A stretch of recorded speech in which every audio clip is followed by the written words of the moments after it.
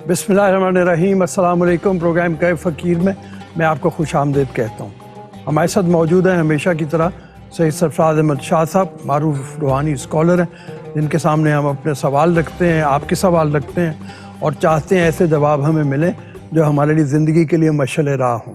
शाह साहब अस्सलाम वालेकुम। वालेकुम अस्सलाम। वो अल्लामा इकबाल के हवाले से जैसे आया, हमने पिछली दफ़ा साइंस की जो बात कर रहे थे तो साइंस ही के हवाले से कि अल्लामा इकबाल ने वैसे तो बहुत रोशनी ली मगरिब से, तमाम तर तालीमात उनकी वहाँ की हैं, लेकिन फिर वो उन्होंने कहा कि खीरा न कर सका मुझे जलवा दानिश फ़रंग, सुरमा है मेरी आंख का खाके मदीना और नजफ़। तो जहाँ से अलूम की हम ये मिसाल ले लेते हैं कि सीखना तो कोई गलत नहीं है, अगर मदीना और नजफ़ की खाक जो है मेरी आंख का सुरमा बनी हुई हो। तो इस हवाले से फरमाइए कि ईमान इस हवाले से अगर मजबूत रहे, ईमान इंसान के साथ रहे, तो जो भी वो अलूम हासिल करे उन अलूम को हासिल करने में कोई रुकावट नहीं होनी चाहिए, फिर चाहे साइंस में कहीं भी वो तरक्की करता हुआ पहुँच जाए। इल्म की, अक़ल की और समझ की बात जहाँ से भी मिले इंसान को ले लेनी चाहिए कि वो मोमिन की गुमशुदा मिरास है। ये मफ़हूम है उस फरमान का जो जनाब हज़रत अली करमल्लाहु वजहू का है। इल्म व दानिश, इल्म व हिकमत या हिकमत की बात कहीं से भी मिले हमें ज़रूर सीख लेनी चाहिए, चाहे वो किसी दुश्मन ही से क्यों ना मिल रही हो। जो ये शेर पढ़ा आपने जनाब अल्लामा इकबाल रहमतुल्लाह अलैह साहब का, वो असल में ये है कि हम लोग बड़ी जल्दी मुतासिर हो जाते हैं कि साहब मगरिब में ये, मगरिब में वो, मगरिब के लोग यूँ करते हैं, बड़ा मुतासिर होते हैं।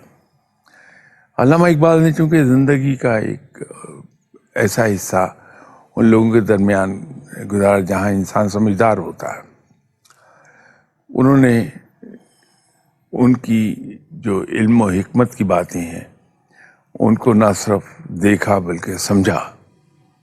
समझने के बाद वो इस नतीजे पर पहुँचे कि बातें ठीक है, बज़ाहिर वो बहुत इल्म और हिकमत की लगती हैं, लेकिन जहाँ वो इंसान को ले जाएंगी वो खैर की मंजिल नहीं होगी, वहाँ इंसान अपना बहुत कुछ खो देगा। जबकि इस्लाम ने जो इस्लाम का असल फैलाव तो मदीना मुनव्वरा से हुआ है, तो इस्लाम ने जो बातें बताई हैं, जो असूल बताए हैं, जो तालीम दी है, वो ज़ाब्ता अखलाक या ज़िंदगी का डिसिप्लिन, ज़िंदगी के तौर तरीके, वो इंसान को सिर्फ और सिर्फ खैर की मंजिल पे पहुंचाएंगे। असल में अल्लामा इकबाल के शेर का मतलब वो है, ठीक है, और वो प्रूव हो रहा है। हालांकि जनाब अल्लामा इकबाल साहब को दुनिया से रुखसत हुए बहुत ज़्यादा वक्त नहीं गुजरा है,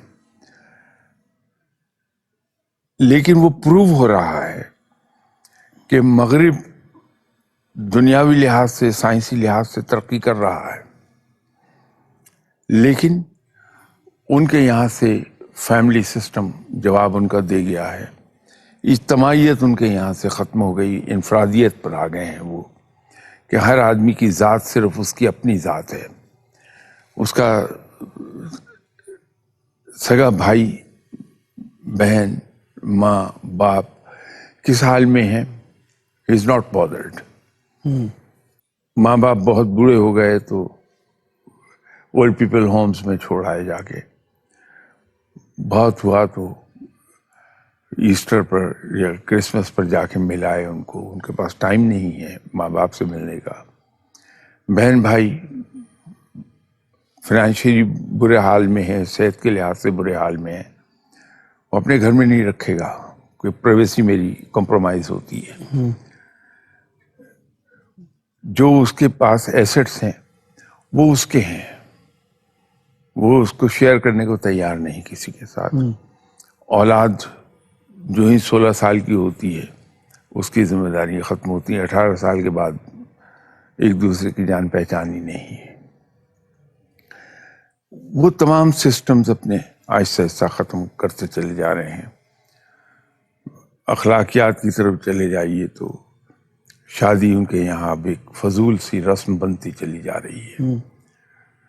ویکینڈز کی ان کی سب سے بڑی تفریح یہ ہے کہ وہ کلب میں چلے جائیں اور صبح تک ہنگامہ کرتے رہیں وہاں. تو وہ بہت کچھ کھو رہے ہیں اس کے ساتھ ساتھ. یہ اور بات ہے کہ اب ان کے اندر بھی یہ ادراک پیدا ہونا شروع ہو گیا کہ ہم بہت کچھ کھو رہے ہیں. لیکن جو علم و دانش مدینہ سے ملی ہے وہ ہمیں خیر کی منزل تک ہی پہنچائے گی. ٹھیک ہے. یہی سے علامہ اقبالی کے حوالے سے میں مطلب وہ دیکھ رہا تھا، تو ہم نے پہلے بھی ذکر کیا اس کا کہ علامہ اقبال کا تقاضا بھی عام آدمی سے یہ ہوتا ہے کہ اپنے اندر وہ تخلیقی صلاحیت پیدا کرو جو خدا نے ودیت کی ہوئی ہے، اس طریقے سے کہ رات ہوگی تو اس رات کو چراغ بلا کے وہ روشن کر دے گا، مٹی ہوگی پیالہ بنا دے گا، بیابان اس کو دیے گئے تو اس کو خوبصورت نخلستانوں میں باغوں میں تبدیل کر دے گا. تو یہ صلاحیت نوجوان میں پیدا ہونی کتنی زیادہ ضروری ہے، خاص طور پہ آج کل کے حوالے سے دیکھا جائے تو؟ اسلام، جیسے میں نے ابھی عرض کیا تھا کہ اسلام ہمیں ریسرچ کی دعوت دیتا ہے، غور و فکر کی دعوت دیتا ہے. جب ہم غور و فکر کرتے ہیں تو اس کا منطقی نتیجہ یہ ہوتا ہے کہ ہم ریسرچ کی طرف جاتے ہیں. جب ہم ریسرچ کی طرف جائیں گے تو ہم مختلف چیزیں ڈسکور کرنے لگتے ہیں. یہی آپ اس کو سائنس کا نام دیتے ہیں کہ آپ نئی نئی چیزیں ڈسکور کر رہے ہیں. تو صلاحیتیں تو اللہ تعالیٰ نے ہر انسان میں رکھی ہیں. یہ اور بات ہے اس کی ڈسٹریبیوشن ذرا مختلف ہے کہ ایک انسان میں ایک چیز ذرا زیادہ ہے، دوسرے انسان میں وہ کم ہے، لیکن کوئی اور چیز اس میں زیادہ ہے. وہ اس لیے کہ یہ دنیا ایک جگسا پزل ہے اور یہاں جتنے انسان بستے ہیں وہ سب اہم ہیں اپنی اپنی جگہ. بالکل اسی طرح کہ جیسے جگسا پزل میں چھوٹے سے چھوٹا پارٹ اور بڑے سے بڑا پارٹ اہم ہے. اگر بالکل ٹائنی پارٹ بھی ایک اس میں سے گم ہو جائے تو پھر شکل بنتی نہیں پوری. تو ہر انسان اپنی جگہ اہم ہے، اس نے اپنا رول پلے کرنا ہے. تو جو جو اسپیشلٹی ہے انسان کی اسی کو فردر وہ ڈیولپ کرے. اگر اور ڈیولپ ہوگی ریسرچ کے ذریعے سے. دین تو ہمارا منع نہیں کرتا ہے کسی جگہ بھی کہ آپ فلسفے میں آگے نہ بڑھیے، آپ سائنس میں آگے نہ بڑھیے، آپ منطق میں آگے نہ بڑھیے، آپ میتھمیٹکس میں آگے نہ بڑھیے. وہ تو انکریج کرتا ہے ان چیزوں کو. انسان نوجوانوں کو بالکل اس طرف جانا چاہیے. لیکن افسوسناک پہلو یہ ہے کہ یہ سب کچھ مجھ سے زیادہ جانتے ہیں سبھی لوگ. میرے پاس تو علم ہی نہیں ہے بالکل. لیکن آپ کا نظام تعلیم ایسا ہے جو انفیکٹ ڈسکریج کر رہا ہے تحقیق کو، ریسرچ کو. اگر کہیں اس طرح سے ہم یہ کر پائیں کہ جیسے جب ہم کبھی کلاس 5 ہی میں تھے، بلکہ اس سے بھی کم چھوٹی کلاسز میں، تو ہم سال میں 3-4 بار ہمیں پوری کلاس کو لے جایا جاتا تھا کہیں میوزیم کے دورے پر، کہیں زو کے دورے پر، کبھی پکنک پر. وہ سب ایک ایجوکیشن تھی practical side of the life کی، ہسٹری کی. جب ہم سیکنڈری اسکول میں چلے گئے تو ہمیں مختلف انڈسٹریز کے دورے کروائے جاتے تھے. کلاس پوری کو لے جایا جاتا تھا وہاں. وہ مینوفیکچرنگ پروسیجر ہمیں سمجھایا جاتا تھا. پکنک پر بھی جاتے تھے اس زمانے میں کہ وہ بذات خود ایک ایجوکیشن تھی بڑی. اس سلسلے کو اگر ہم تھوڑا سا اور آگے لے جائیں، ایک انٹرفیسنگ ہم اگر کر دیں کہ جو مختلف فیلڈز میں پریکٹیکلی کام کر رہے ہیں لوگ اور سیلیبریٹڈ ہیں اپنی اپنی فیلڈ میں،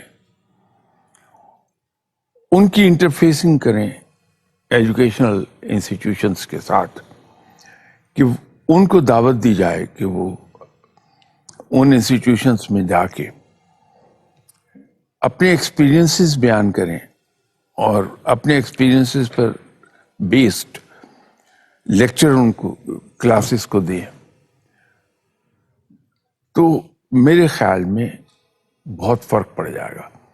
اسی طرح یہ سسٹم دوبارہ واپس لے آیا جائے کہ پرائمری اسکول لیول پر، سیکنڈری اسکول لیول پر، کالج میں پوری کلاس کو جیسے پہلے لے جایا جاتا تھا ویسے لے جایا جائے، تاکہ جب ابھی وہ پڑھ رہے ہیں تو پریکٹیکل سائیڈ ان کی نظروں میں آنی شروع ہو جائے، اور جب وہ ہائر کلاسز میں پہنچ جاتے ہیں تو وہاں پھر یہ جب لیکچرز ان کو ملیں گے، جو لوگ اپنے اپنی فیلڈ کے سیلیبریٹڈ ہیں، جیسے ایک ایسی ایگزامپل آپ کو دے دوں کہ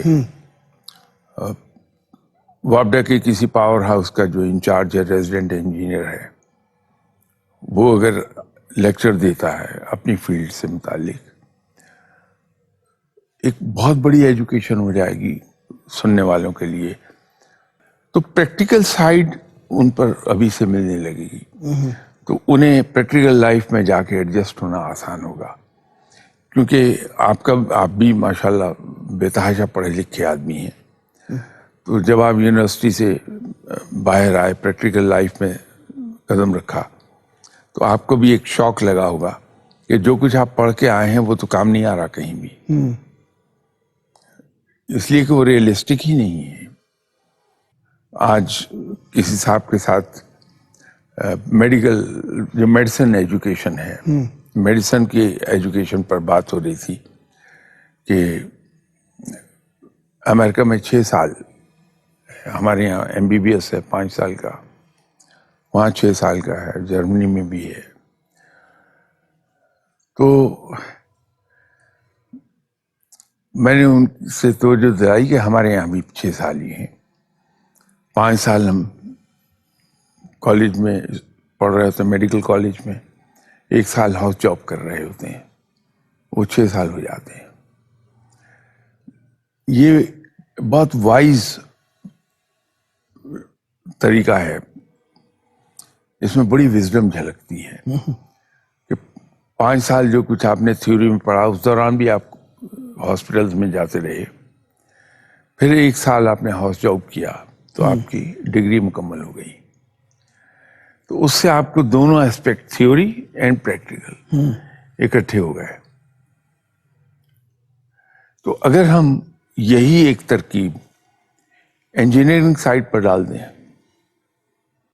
اس کو ہمارا جب ہم پڑھ رہے تھے تو اسے ہینڈز آن ٹریننگ کہتے تھے، بلکہ اس سے پہلے ہمارے دور میں تو اس کو آن جاب ٹریننگ تھا، آن جاب ٹریننگ، جی، اس کے بعد ہینڈز آن ٹریننگ اس کا نام رکھ دیا گیا۔ تو یہ بہت ضروری ہے، اس پہ ہمیں توجہ دینی چاہیے کہ ہمارے جو نظام تعلیم ہے وہ آبجیکٹو ہو جائے، اس کا کوئی آبجیکٹو نہیں ماسوائے ایک کے کہ ہمیں ایک بہتر جاب مل جائے، روٹی کمانے کے لائق ہو جائے۔ تو تعلیم کو جو روٹی کا ذریعہ بنا رہے ہیں ہم، جبکہ ایک بہت ہی زبردست قسم کی مثال موجود ہے۔ جی، ایک صاحب نے ایک ریسٹورانٹ کھولا، کیونکہ ٹی وی پہ نام لینے کی اجازت نہیں کہ کمرشل ہو جاتا، اس لیے وہ نہیں بیان کرتا میں۔ انہوں نے ایک نیا طریقہ انٹروڈیوس کرا دیا کہ ایک دن میں صرف 10 کسٹمر ڈیل کروں گا، 10 آدمیوں کو کھانا کھلاؤں گا ریسٹورانٹ میں، لیکن آپ پہلے سے مجھے 24 آورز ان ایڈوانس مینیو بتائیں گے کہ آپ یہ کھانا چاہتے ہیں اور کتنے مہمان ہیں آپ کے۔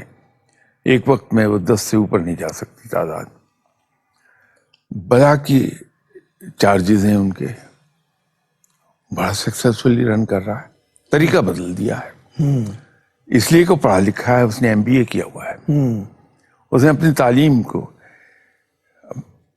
یہ ریسٹورانٹ تو اس کا فیلڈ نہیں تھا، لیکن تعلیم کا فائدہ ملا ہے، علم کا فائدہ ملا ہے اسے۔ ٹھیک، اسی طرح اگر ایک شخص पढ़ लिख के कारपेंटर का काम करता है, उसकी आउटपुट कमाल की होगी और उसकी तरक्की भी कमाल की होगी, और वो शख्स उसके अंदर नई नई इनोवेशंस ला पाएगा।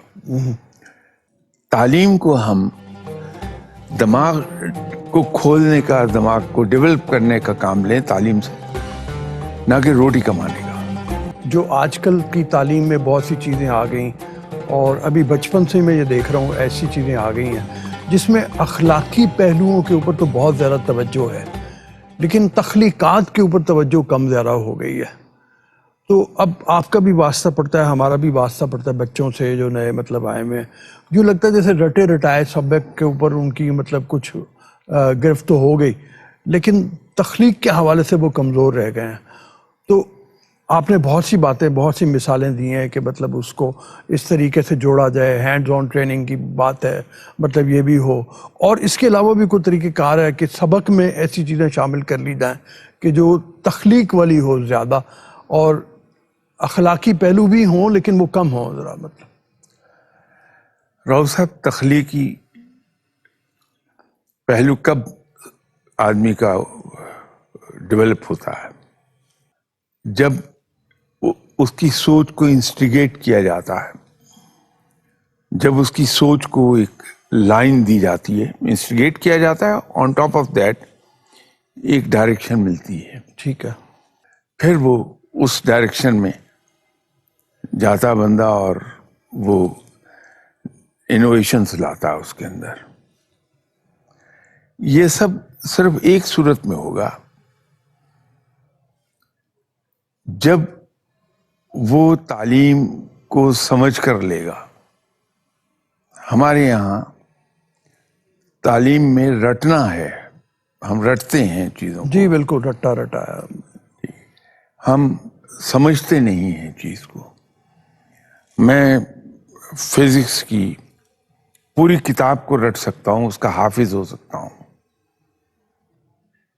लेकिन समझूंगा मैं कुछ नहीं। मेरी मिसाल तोते की सी होगी कि तोता सीख लेता है अल्फाज की अदायगी, लेकिन समझ नहीं पा रहा होता कि वो बोल क्या रहा है। तो हम तोते की सी कैफियत में होते हैं कि हमारी जुबान अदा कर रही है अल्फाज, लेकिन हम समझ नहीं रहे कि हम क्या कह रहे हैं। तो चूंकि रटी हुई चीज़ है, कुछ अरसे के बाद वो जहन से महव हो जाती है, तो हम ब्लैंक होते हैं। लेकिन अगर वो समझ रहा है, चीज़ों को पढ़ रहा है और समझ रहा है, तो वो सारी उम्र नहीं भूलेगा और वो अपना माइंड अप्लाई करेगा based on that knowledge which he understood. तो उससे वो फिर आगे बढ़ेगा अपने प्रोफेशन में।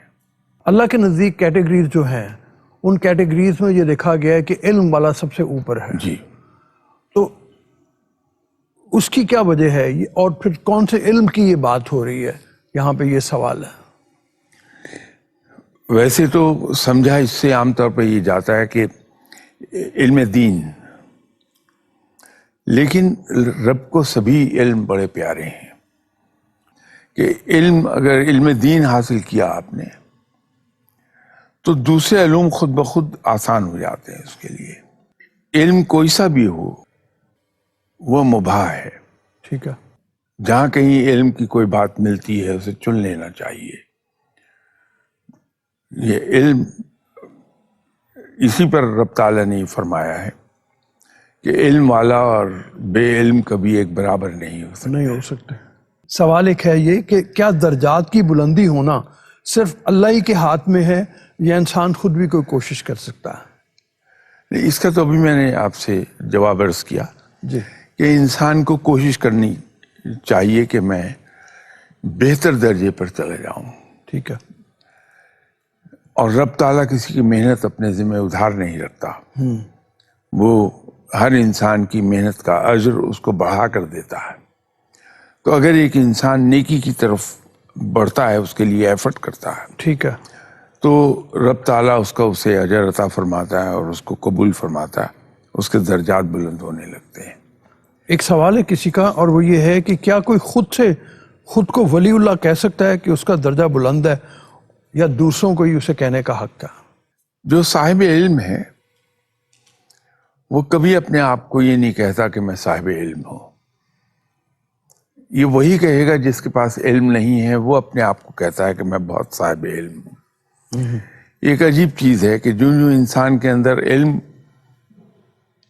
بڑھتا ہے، انسان کا علم بڑھتا ہے تو وہ اپنے آپ کو چھوٹا سمجھنے لگتا ہے. اور جن لوگوں کے پاس علم بہت ہو گیا وہ اپنے آپ کو بہت لاؤڈلی یہ کہتے ہیں کہ صاحب میں علم حاصل نہیں کر سکا، میں تو ایک ادنا سا طالب علم ہوں، میرے پاس علم کہاں. لیکن وہ لوگ میری طرح کے جن کے پاس علم نہیں ہے وہ اپنے آپ کو ضرور کہہ دیں گے. یہ بلکہ ایک نشانی ہے کسی بہت زیادہ بڑے صاحب علم کو جج کرنے کی کہ جو جتنا زیادہ اپنے آپ کے بارے میں جینوئنلی عاجز ہے، جتنا اپنے آپ کو جینوئنلی چھوٹا سمجھتا ہے، پوز نہیں کر رہا، وہ سمجھ لیجئے اتنا ہی بڑا عالم ہے. یہ ہمیں پریکٹیکل لائف میں اس کا بہت ایکسپیرئنس ہوتا ہے. اب تو خیر عقل آ گئی تھوڑی سی کہ اب اس بھرے میں آتے نہیں. جو کام کوئی بھی کاریگر جتنا کم سمجھتا ہے وہ آ کے اتنے بڑے بلند دعوے کرے گا کہ میں نے صاحب فلاں جگہ یہ کر دیا، فلاں ادارے میں یہ کام پھنسا ہوا تھا، میں گیا بس جا کے میں نے یوں ایک پیچکس ٹچ کیا، کام ہو گیا. لیکن جو واقعی کام کا ماہر ہے وہ انٹرویو میں آپ سے یہ کہے گا کہ صاحب میں تو بس اٹکل پچو اللہ کے سہارے کام کر دیتا ہوں، باقی اللہ کے ہاتھ میں ہے کامیابی دینا نہ دینا. وہ اتنی عاجزی سے بولے گا. تو ابھی تو یہ ہے کہ جس طرح جب کوئی آدمی ایسا بولتا ہے تو وہ یہ بہتر ہے اسے لے لیا جائے. تو یہی جتنا زیادہ علم رکھنے والا آدمی ہے وہ اتنا ہی عاجز ہوگا، وہ اپنے آپ کو اتنا ہی چھوٹا سمجھے گا، کبھی زبان سے نہیں کہے گا. شاہ صاحب یہ فرمائیے کہ یہ ولایت جو ملتی ہے یہ بھی اللہ تعالیٰ کی طرف سے ملتی ہے یا مرشد کی طرف سے ملتی ہے؟ رب تعالیٰ کی طرف سے. رب تعالیٰ کی طرف سے. لیکن وسیلہ کوئی بندہ آتا ہے؟ وسیلہ بھی نہیں کہہ سکیں گے. مرشد کا ایک مقام ہے. مرشد بالکل ایگزیکٹلی وہی کام کرتا ہے جو گاڑی کا ڈرائیور جیسے سٹیئرنگ پکڑ کے گاڑی کو رش میں زگ زیگ کرتا ہوا نکال رہا ہوتا ہے. تو جو استاد ہے، مرشد کہہ لیجئے، استاد کہہ لیں، گائیڈ کہہ لیں، کوئی لفظ استعمال کر لیں، وہ انسان کو سکھاتا ہے اور اس پہ نظر رکھتا ہے کہ یہ اس کے پاؤں ڈگمگانے نہ پائیں، بہکنے نہ پائیں. تو جہاں وہ غلط ہونے لگتا ہے اس کا استاد اس کو کریکٹ کر دیتا ہے. تو یوں انسان صحیح ٹریک پہ چلتا رہتا ہے. ایک سوال ہے کہ کیا اخلاص، ایمان اور احسان تینوں تصوف کے معنوں میں آتے ہیں لیکن ہم ان کا الگ الگ ذکر کرتے ہیں؟ میں نہیں سمجھ پایا کہ جن صاحب نے سوال پوچھا ہے اس سے. اخلاص تو آپ کا دینی معاملات ہوں، دنیاوی معاملات ہوں، سب کے اندر اخلاص کا ہونا بڑا ضروری ہے. بغیر اخلاص کے آپ کامیاب زندگی میں ہو ہی نہیں پائیں گے کبھی. اب اس کو ایمان کو دو معنوں میں ہم استعمال کر سکتے ہیں. ایک تو دینی ریفرنس سے ایمان ہے، دوسرا ایک کنوکشن کے معنوں میں بھی یہ آتا ہے. تو یہ بھی دونوں جگہوں پہ ایکولی اپلیکیبل ہے کہ جب تک ہمیں اپنے مقصد پہ، اپنے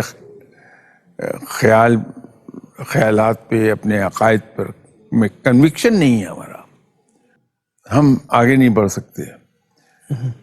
جو سپاہی اپنے ملک کے لیے لڑ رہا ہے اس کا ایک کنوکشن ہے کہ میں حق کے لیے لڑ رہا ہوں، کہ اپنے ملک کا دفاع کر رہا ہوں، میں یہ حق ہے، وہ کنوکشن پر اپنی جان دیتا ہے. آگ میں وہ کودتا ہے کنوکشن کے بڑھتے پر. تو یہ کنوکشن جو ہے یہ تو ہر جگہ اپلیکیبل ہے.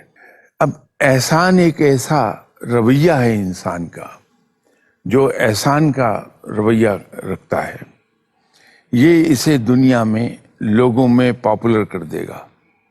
اور یہی چیز رب کو بہت پسند ہے، تو رب کے نزدیک بھی بڑا محبوب ہو جائے گا وہ بندہ جو رب کے بندوں کے ساتھ، مخلوق کے ساتھ احسان کا سلوک رکھتا ہے. تو یہ دونوں طرف اپلیکیبل ہے. ٹھیک ہے. تو اس کو ہم محدود نہ کریں تو بہتر ہے کہ انسان کی دینی زندگی میں بھی یہ بہت معنی رکھتی ہیں تینوں چیزیں، ٹھیک ہے. اور دنیاوی زندگی میں بھی تینوں چیزیں انتہائی اہم رول پلے کرتی ہیں انسان کو کامیابی کی طرف لے جانے میں. ٹھیک ہے. ایک سوال یہ ہے کہ یہ بابے کا تصور جو ہے اس کو کیا بہت زیادہ رومانٹسائز نہیں کر دیا گیا، یا اس کی کوئی حقیقت بھی ہے؟ میں بالکل آپ سے اتفاق کروں گا کہ اسے بہت زیادہ رومانٹسائز کر دیا گیا. ہم نے محدود کیا ہے بابوں کو مافوق الفطرت قوتوں کے سلسلے میں. بابے کو ہم نے دعا کرنے کی مشین بنایا ہے. ہمارے دنیاوی مسائل ہیں، بابے کے پاس جاتے ہیں اور بابے سے دعا کراتے ہیں،